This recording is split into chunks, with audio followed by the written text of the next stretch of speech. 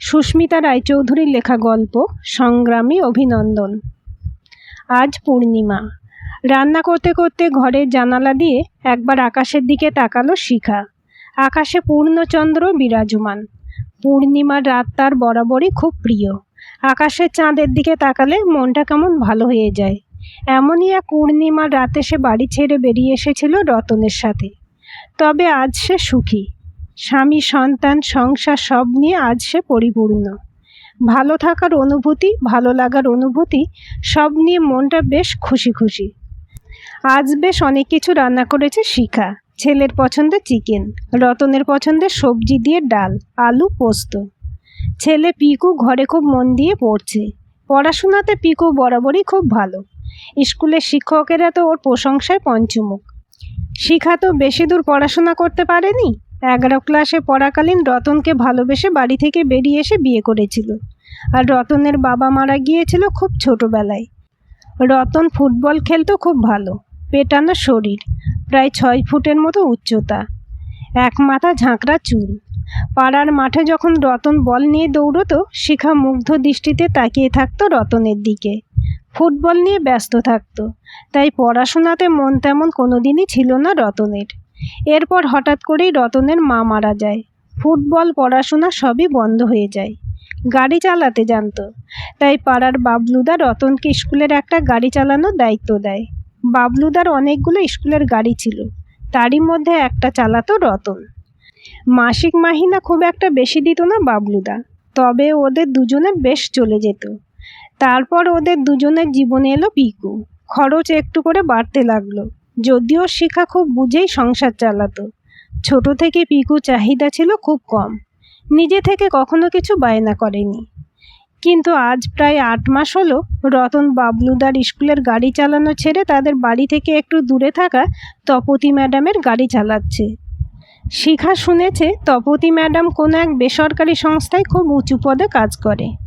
দূর থেকে শিখা 2-1 বার দেখেছে তপতী ম্যাডামকে। দূর থেকে দেখলেই বোঝা যায় এককালে যথেষ্ট সুন্দরী ছিলেন উনি। এখন বয়স মধ্য 40 ছুঁই ছুঁই। বর থাকে বিদেশে, সে নাকি মস্ত বড় ডাক্তার। ছেলেও থাকে বোর্ডিংয়ে। তপতী ম্যাডাম মাইনে অনেকটা বেশি দেয় রতনকে। ফলে কয়েক মাস হলো শিখার সংসারে এসেছে আর্থিক সচ্ছলতা। তবে কাজের চাপ বেড়েছে রতনের বেশ কয়েক গুণ। ফিরতে অনেক রাত হয়ে যায়। অবশ্য বেশিক্ষণ সময় থাকতে হয় বলে ম্যাডাম মাইনে ছাড়াও অতিরিক্ত কিছু টাকা দেন। কয়েকটা ভালো জামা প্যান্ট দিয়েছেন রতনকে। আজও রতনের ফিরতে দেরি হচ্ছে। রাত 10টা বেজে গেল। রান্না শেষ করে বসে আছে শিখা। রতন ফিরলে একসাথে সকলে খেতে বসবে। 11টা বেজে গেল, এখনও রতন ফিরল না। ছেলেকে খাইয়ে শুইয়ে দিয়ে শিখা অপেক্ষা করছে রতনের জন্য। কিছুক্ষণ পর ফিরল রতন। এসে বেশ জড়ানো গলায় রতন বলল, আজ আর খাবো না, ম্যাডামের অফিসে একটা মিটিং ছিল, তাই দেরি হয়ে গেল। ওখানে খেয়েছি, তুমি খেয়ে নাও। এবার শিখা একটু অভিমানের সুরে বলল, অনেক কিছু রান্না করেছিলাম, তুমি খাবে না? একটুখানি অন্তত খাও আমার সঙ্গে। না না, আমার পেট ভর্তি, তুমি খাও, বলেই জামা কাপড় ছেড়ে শুয়ে পড়ল। শিখা খেলো কিনা সেটুকু দেখার পর্যন্ত অবকাশ হলো না রতনের। বেশ মন খারাপ নিয়ে শুতে গেল শিখা। ঘুমন্ত ছেলের মুখের দিকে তাকিয়ে রইল কিছুক্ষণ, তারপর আস্তে আস্তে ঘুমিয়ে পড়ল। সকালবেলায় শিখা দেখল রতন ব্যাগ নিয়ে নিজের জামা প্যান্ট গোছাচ্ছে। শিখা অবাক হয়ে জিজ্ঞেস করল, তুমি কোথায় যাচ্ছ? আমাকে তো কিছু বলনি। রতন বলল, ম্যাডামকে অফিসের কাজে দিল্লি যেতে হচ্ছে, আমাকেও সঙ্গে যেতে হবে, কয়েকদিন লাগবে, টাকা পয়সা তো রইল, তোমরা কদিন চালিয়ে নিও, সাবধানে থেকো, আর দরকার পড়লে আমাকে ফোন করো। বলে বিদ্যুৎ গতিতে ঘর থেকে বেরিয়ে গেল রতন। শিখা কিছু জিজ্ঞাসা করার অবকাশই পেল না। ম্যাডাম দিল্লি যাবে, সে তো নিশ্চয় ট্রেনে বা প্লেনে। রতনের কি প্রয়োজন সেখানে? কেমন যেন সব এলোমেলো লাগছে শিখার। রতন মিথ্যে বলে অন্য কোথাও যাচ্ছে না তো? পরের দিন এমনই হাজার চিন্তা মাথায় নিয়ে বাজারে গেল শিখা। অন্যমনস্কভাবে বাজার করতে করতে শিখার সঙ্গে দেখা হয়ে গেল বেবিদির। বেবিদি তপতী ম্যাডামের বাড়ি রান্না করে, ঘরের বাকি সব কিছু কাজ করে। ইশারা করে বাজারের একদিকে শিখাকে ডেকে নিয়ে গেল বেবিদি। বেশ কৌতূহলী দৃষ্টি নিয়ে শিখার দিকে তাকিয়ে বেবিদি জিজ্ঞাসা করল, রতন বাড়িতে নেই কয়েকদিনের জন্য, তাই তো? অবাক হয়ে জিজ্ঞাসা করল শিখা, তুমি কি করে জানলে? চোখ কান খোলা রাখলে সবই জানা যায়। তোর কখনো মনে হয়নি? ম্যাডাম তো ফেরেন 7টার মধ্যে, তাহলে রতনের ফিরতে রোজ এত রাত্রি হয় কেন? ম্যাডাম একদিন সন্ধ্যার দিকে আমাকে যেতে বারণ করে দিয়েছিল, আমি ভুলে চলে গিয়েছিলাম। ম্যাডাম গেট খুলে খাবার ডেলিভারি নিচ্ছিল, আমি গেটের ফাঁক দিয়ে স্পষ্ট রতনকে দেখতে পেলাম ম্যাডামের বিছানাতে, গায়ের জামা খোলা। সকালেও আমি 2-1বার দেখেছি গাড়ি চাবি নিতে ও ম্যাডামের বেডরুমে ঢুকে যায়। পায়ের তলা থেকে মাটিটা ক্রমশ সরে যেতে লাগলো শিখার। মনে হচ্ছে প্রবল একটা ঝড়ে তার সাজানো সুন্দর সংসার তাসের ঘরের মতো তারই সামনে ভেঙে পড়ল। রতনকে সে অন্ধের মতো বিশ্বাস করেছিল, ভরসা করেছিল তার নিজের ভালোবাসার উপর। কয়েকদিন পর রতন ফিরে আসতে শিখা অনেক অনুরোধ করল ম্যাডামের কাজ ছেড়ে অন্য কোনো গাড়ি চালানোর কাজ নিতে, কিন্তু না, শিখার কোনো কথাই শুনল না রতন। স্পষ্ট জানিয়ে দিল ম্যাডামের কাজ সে ছাড়বে না।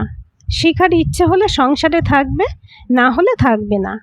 খাওয়া বা পড়ার কোনো অভাব তো রতন রাখেনি, শিখার বা ছেলে, তাই রতনের কোনো কাজে যেন শিখা বাধা না দেয়, এই ছিল রতনের বক্তব্য। না, কোনো আপোষ করেনি শিখা। শিখা বুঝেছিল বিশ্বাসেই ফাটলটা সবচেয়ে বেশি ধরেছে, বাকিগুলো তাও চেষ্টা করলে মিলিয়ে দেওয়া যেত, কিন্তু এই ফাটলটা মেলাতে গেলে আবার সেই হাত কাটবে নিজেরই। হয়তো মুখ বন্ধ করে রতনের কাছে থেকে গেলে তার আর তার ছেলের খাওয়া পড়ার অভাব হতো না, তবু আত্মসম্মান বজায় রেখে ছেলে পিকুকে নিয়ে রতনের বাড়ি ছেড়েছিল শিখা।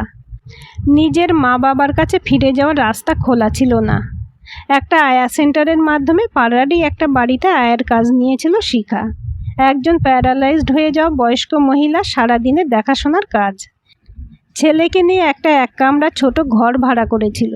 সেখান থেকে শুরু হয়েছিল মা আর ছেলের কষ্ট করে কিন্তু মাথা উঁচু করে বেঁচে থাকার লড়াই। পিকুও চেষ্টা করেছিল মন দিয়ে পড়াশোনা করে নিজের পায়ে দাঁড়াতে। পড়াশোনার মাঝে মাঝে শিখাকে বাড়ির কাজে সাহায্য করত পিকু।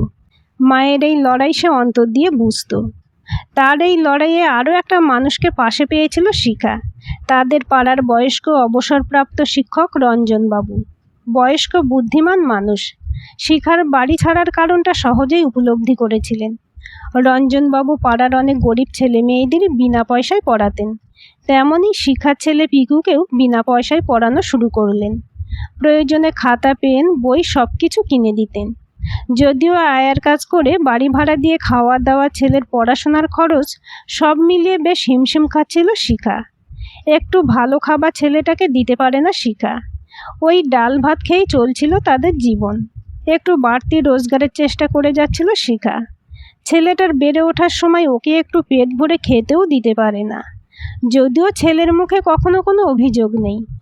সামান্য ডাল ভাত হাসি মুখে খেয়ে নেয়। মায়ের পাশে পাশে থাকে সর্বক্ষণ। আয়া সেন্টারের দিদিকে সব কথা বলায় ওই দিদি মাসাজ করা শিখিয়ে দেয় শিখাকে। বলে, আজকাল বাড়িতে গিয়ে মাসাজ করার জন্য অনেক মহিলাই মাসাজ করতে পারে এমন মেয়ে চান আমার কাছে। সপ্তাহে 1 দিন বা 2 দিন করে গিয়ে করতে হয়। সেই মতো শিখাকে 1-2 বাড়িতে মাসাজ করার কাজ দেয় ওই আয়া সেন্টারের দিদি। আয়ার কাজ শেষ করে তারপর শিখা যায় ওইসব বাড়িতে মাসাজ করতে। তবে বড্ড ক্লান্ত লাগে শিখার আজকাল, যদিও মুখে সে কোনোভাবেই প্রকাশ করে না সেসব ছেলের কাছে। একদিন হঠাৎ রাস্তায় দেখা হয় তৃষাদির সাথে। বাজারের কাছে একটা বিউটি পার্লার আছে তৃষাদির। আগে পার্লারটা অবশ্য ছোট ছিল, তবে এখন তৃষাদির পার্লারটা বড় করেছে। তৃষাদি কাছে এসে মিষ্টি হেসে শিখাকে বলে, তুই তো শুনছি খুব ভালো মাসাজ করিস এখন, একদিন আমার পার্লারে আয় না, কথা আছে তোর সাথে। শুধু আয়ার কাজ করে কি উচ্চশিক্ষার খরচ চালাতে পারবি ছেলের? দেখি যদি তোর একটু অতিরিক্ত আয়ের ব্যবস্থা করতে পারি। সেদিন তৃষাদির কথায় বেশ আন্তরিকতার ছোঁয়া পেয়েছিল শিখা।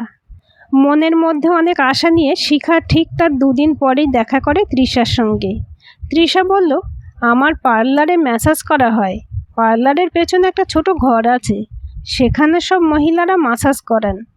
তুই যদি আমার পার্লারে কাজ করিস, আমি তোকে ঘন্টাতে পেমেন্ট করব। তোর রোজগার ভালো হবে, তুই আয়ার কাজ ছেড়ে দিতে পারিস। ওই তো বিছানায় শোয়া বয়স্ক মানুষের প্রতিদিন গুমুট ঘাঁটতে হয় তোকে। না গো তৃষাদি, কাজ তো কাজই, ভালোবেসে করলেই হলো।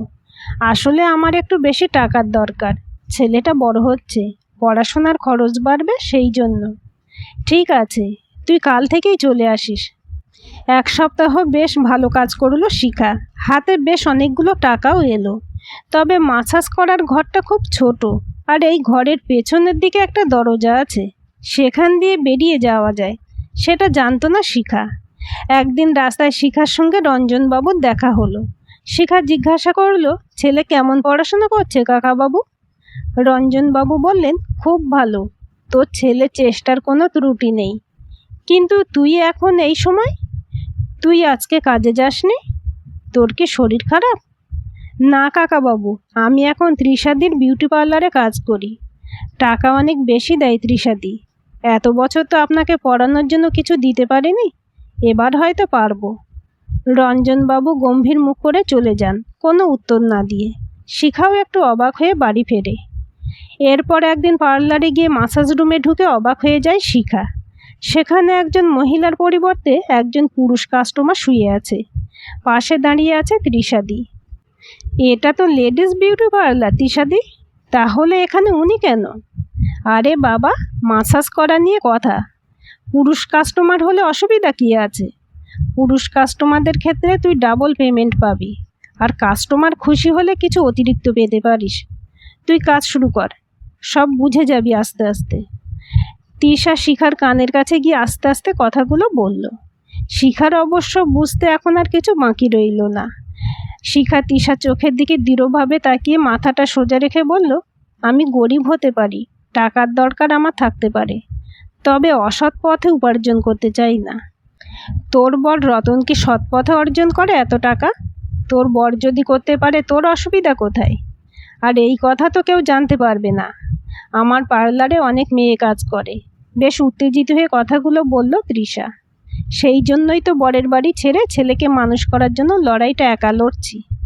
কখনো নিজের আত্মসম্মান বিসর্জন দিইনি, আজও দেব না। লড়াই চালিয়ে যাব। আমি তোমার পার্লারের কাজ আর করব না, আমি চললাম।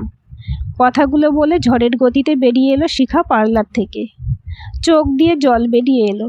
গরিব বলে মানুষের কি ইচ্ছে অনিচ্ছে আত্মসম্মান বলে কিছুই থাকবে না? চাইলেই তাকে অপমান করা যায়? অর্থ দিয়ে সবটা কিনে নেওয়া যায়?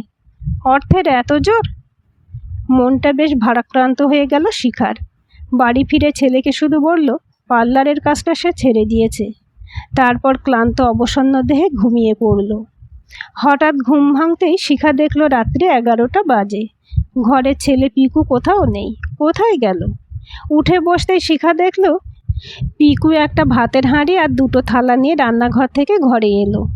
ঘরে এসে বেশ আবেগ মাখা গলায় পিকু বলল, মা, তুমি ঘুমিয়ে পড়েছিলে, তাই আমি একটু আলু সেদ্ধ ভাত রান্না করেছি, ওঠো খেয়ে নাও। তারপর থালাতে ভাত নিতে নিতে বলল, মা, তুমি ভেঙে পড়লে আমি কি করে লড়াই করব বলো? তুমি তো আমার শক্তি, তুমি তো আমার প্রেরণা, আমরা ঠিক জিতে যাব মা। শিখার আনন্দে চোখ দিয়ে জল বেরিয়ে এলো, তবে এবারে সেটা খুশির অশ্রু। পিকু বলল, মা, তোমাকে একবার রঞ্জন স্যার ডেকেছেন। শিখা রঞ্জনবাবুর বাড়িতে গিয়ে বেশ কুণ্ঠিত হয়ে বলল, কাকাবাবু, আমি পার্লারের কাজটা ছেড়ে দিয়েছি, তাই আর হয়তো টাকা দিতে। রঞ্জনবাবুর মুখটা হঠাৎই উজ্জ্বল হয়ে উঠল। মাঝপথে শিখাকে থামিয়ে দিয়ে বললেন, আমি তোকে যে জন্য ডেকেছিলাম সেটা আগে বলি, টাকার জন্য ডাকিনি। আজ পিকুর স্কুলের প্রধান শিক্ষকের সাথে আমার দেখা হয়েছিল। উনি আমাকে বললেন, স্যার, পিকুকে আপনি ভালো করে পড়াশোনা দেখাচ্ছেন, তাও যদি কোনো দরকার হয় আমাদের স্কুলের সব শিক্ষকেরা ওকে সাহায্য করতে রাজি। বোর্ডে ও খুব ভালো রেজাল্ট করবে বলেই আমাদের স্কুলের সকলের ধারণা।